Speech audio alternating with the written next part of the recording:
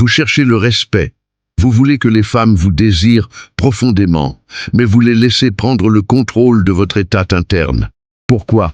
Parce que vous avez peur de la perte, de l'incertitude, du vide. Laissez-moi vous dire une vérité brutale que la société refuse d'admettre.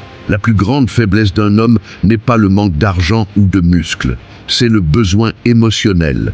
C'est votre dépendance à l'approbation extérieure.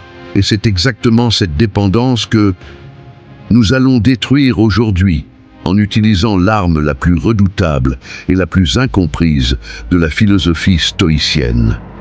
L'homme moderne est tombé dans le piège de la validation. On vous a dit de montrer vos émotions, de vous rendre disponible immédiatement, de communiquer chaque sentiment. Mais dans le jeu impitoyable de la dynamique masculine et féminine, cette disponibilité excessive est perçue non pas comme de l'amour ou de la maturité, mais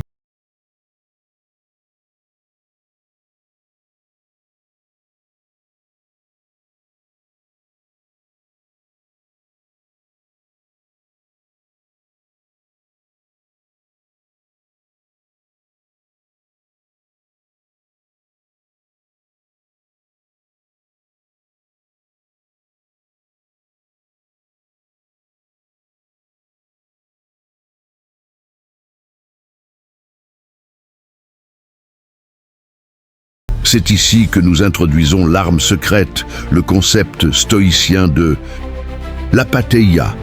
Attention, l'apatheia n'est pas l'apathie. Ce n'est pas être froid, cruel ou indifférent au monde.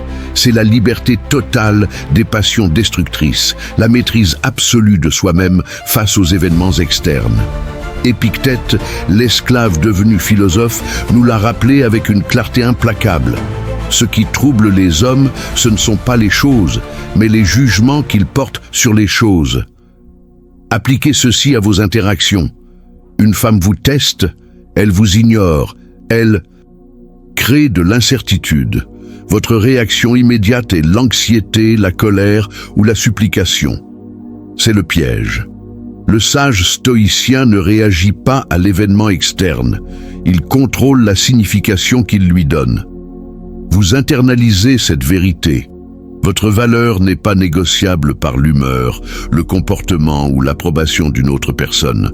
Le détachement émotionnel est le pouvoir que les femmes craignent le plus, car il leur enlève leur outil principal, la capacité de vous déstabiliser.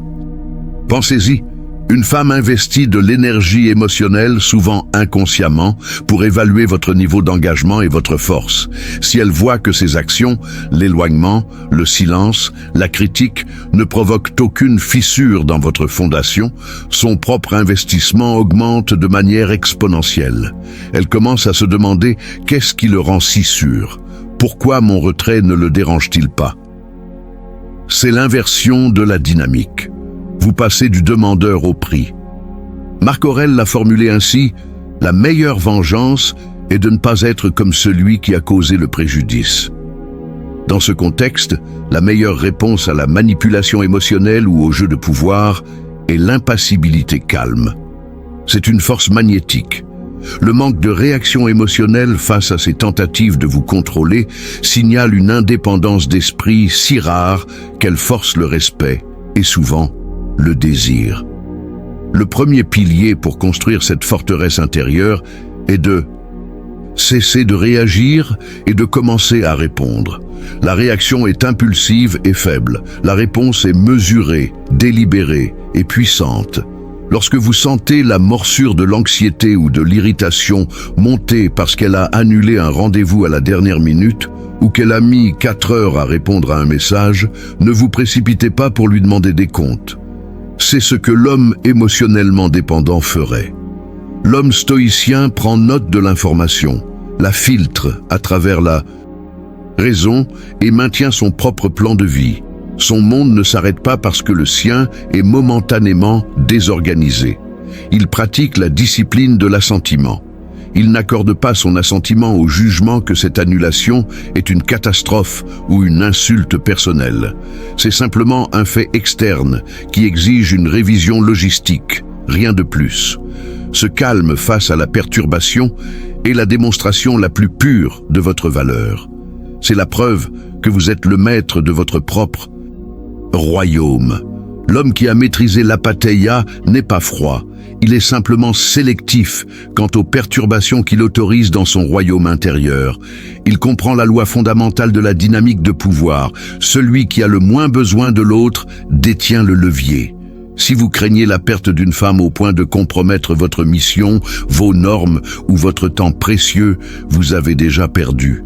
Cette peur est la véritable faiblesse que les femmes, inconsciemment ou non, recherchent et exploitent. Sénèque nous a prévenus. Il est de la plus haute importance de ne pas désirer ce que l'on n'a pas pour ne pas perdre ce que l'on a. Ce que vous avez, c'est votre intégrité, votre indépendance et votre chemin. L'attachement excessif à un résultat externe, que ce soit l'approbation, la validation ou la présence constante, est le poison qui rend l'homme réactif, soumis et, finalement, peu attrayant. L'arme secrète stoïque réside dans votre capacité à établir des limites, claires, non pas par colère ou par punition, mais avec une sérénité inébranlable. Si une femme annule à la dernière minute sans raison valable, l'homme stoïque n'argumente pas, ne supplie pas et ne s'emporte pas. Il prend acte de l'information, ajuste son plan et continue. Son temps est une ressource non renouvelable. Son silence face à l'injustice mineure n'est pas de la faiblesse. C'est une déclaration de haute valeur. C'est le signal le plus clair qu'elle n'a pas le pouvoir d'altérer votre état émotionnel ou votre agenda. D'un point de vue évolutif, ce détachement est un signal de statut élevé. L'homme qui n'est pas déstabilisé par le chaos émotionnel ou les caprices d'une autre personne signale une abondance de ressources, une forte indépendance et une capacité de leadership. À l'inverse, l'homme réactif, celui qui devient anxieux ou suppliant, signale la rareté et la faiblesse. C'est la différence entre le capitaine qui garde le cap pendant la tempête et le matelot qui crie au secours. C'est pourquoi les femmes testent. Elles doivent savoir si l'homme qu'elles considèrent est bien l'encre qu'il prétend être. Ces tests, les retards, les drames mineurs, les tentatives de vous faire réagir émotionnellement, ne sont pas des attaques personnelles, mais des enquêtes de sécurité. Si votre cadre s'effondre sous une pression légère, comment réagirez-vous lorsque la véritable adversité frappera? L'homme stoïque accueille ces tests. Il sait que c'est l'occasion de démontrer sa maîtrise de soi. Épictète nous enseigne: ne désire pas que les événements arrivent comme tu le souhaites, mais souhaite qu'ils arrivent comme ils arrivent, et tu seras heureux. Appliquez cette sagesse aux relations. Si la relation se termine parce que vous avez maintenu vos standards, acceptez-le sans chagrin. Ce n'est pas une perte, c'est une clarification. Vous avez évité l'esclavage émotionnel. Le pouvoir que les femmes craignent le plus n'est pas la force physique ou la richesse matérielle. C'est la liberté totale de votre esprit. C'est le fait que vous êtes prêt à marcher, non par fierté blessée, mais parce que vous avez une destination plus importante à atteindre et que vous refusez d'être détourné de votre chemin par l'irrationnel ou le médiocre. Votre détachement émotionnel est votre bouclier, votre épée et surtout votre boussole. Il garantit que vos décisions sont prises par la raison et non par la réaction. Laissez les autres hommes se débattre dans la mer de l'anxiété et de la validation externe. Votre tâche, comme celle de Marc Aurèle, est de vous concentrer uniquement sur ce qui est véritablement vôtre, vos jugements internes, vos intentions et la qualité de votre caractère. Cessez de gaspiller votre énergie mentale à essayer de contrôler l'incontrôlable, les sentiments des autres, leurs actions ou le résultat final d'une interaction. Concentrez-vous sur l'excellence de votre propre comportement. C'est là que réside votre véritable puissance. Devenez l'homme que vous êtes censé être et vous constaterez que l'attraction qu'il génère est non seulement plus puissante, mais aussi plus respectueuse. Votre valeur n'est pas négociable. Votre paix intérieure non plus. Développez cette forteresse mentale. Le reste suivra ou il s'écartera de votre chemin.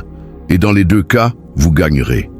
C'est cette forteresse mentale qui vous rendra imperméable aux manipulations et aux fameux tests qu'elle ne peut s'empêcher de vous imposer. Ces tests ne sont rien de plus qu'une tentative de sonder l'intégrité de votre structure interne. Si vous réagissez par la peur, la colère ou la supplication, vous échouez. Vous lui confirmez que votre paix dépend d'elle. L'homme stoïque, lui, observe ces tentatives avec une calme indifférence. Il sait, comme l'enseignait Épictète, que ce qui trouble les hommes, ce ne sont pas les choses, mais les jugements qu'ils portent sur les choses.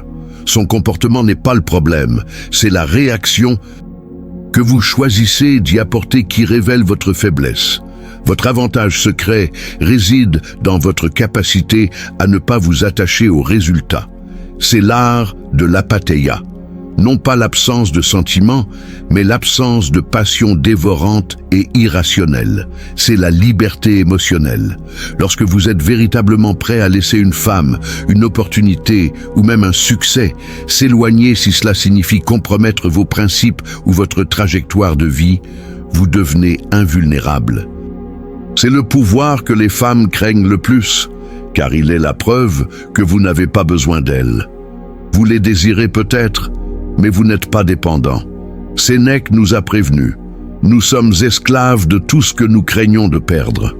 Si vous craignez de perdre son attention, son affection ou sa présence, vous lui donnez les rênes de votre vie émotionnelle. Si vous êtes prêt à marcher seul, vous détenez le pouvoir de l'ultime choix. Vous inversez la dynamique. C'est elle qui doit désormais s'aligner sur votre standard et non l'inverse. Comprenez bien ceci, le détachement n'est pas un jeu psychologique, c'est une philosophie de vie incarnée. Si vous feignez l'indifférence tout en étant intérieurement anxieux, votre corps et votre énergie trahiront votre mensonge. Le détachement doit être authentique, enraciné dans le travail que vous effectuez sur vous-même chaque jour. Votre objectif n'est pas de plaire, mais d'être digne de respect. Le respect ne s'implore pas. Il se commande par l'exemple de votre comportement et la solidité de votre caractère.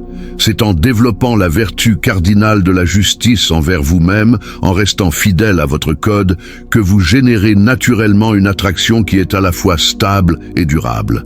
Alors, où commence cette transformation ? Elle commence par la discipline de vos perceptions.